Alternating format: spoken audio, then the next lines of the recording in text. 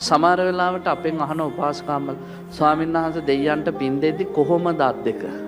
නේද? සමහරු කියනවා මෙහෙම පපුවට තියාගන්න, සමහරු කියනවා මෙහෙම දෙන්න, සමහරු කියනවා වැඳගෙන දෙන්න. මම දැකලා තියෙනවා පුංචි අයෝ එහෙම ඔය වැඳගෙන එහෙම දෙයයන්ට පින් දෙද්දි උපාසකම්මල කියන නෑ මෙහෙම නේද? මතක තියාගන්න ඔබ දෙන්නේ පින්නේ හොඳම දෙයක් දෙන්නේ. හොඳම දෙයක් දෙද්දි වැඳගෙන දෙන්න. මොකද දෙවියෝ කියන්නේ ඔබට වැඩිය පහත් කොටසක් නෙමෙයි. දෙවියෝ කියන්නේ ඔබටත් වැඩිය පින් තියන අය. ඒකයි සුගතියේ ඉපදුනේ. ඔය දෙවිවරු අතර ඉන්නවා සෝවාන්, සකෘදාගාමි, අනාගාමි මාර්ගඵලයන්ටපත් වෙච්ච දෙවිවරු.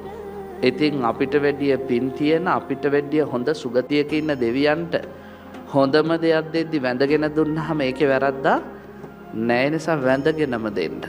කිසි ප්‍රශ්නයක් නැහැ. දෙවියෝ කියලා කියන්නේ මහා පුදුම පුණ්‍යස්කන්ධයක ප්‍රතිඵලයක්.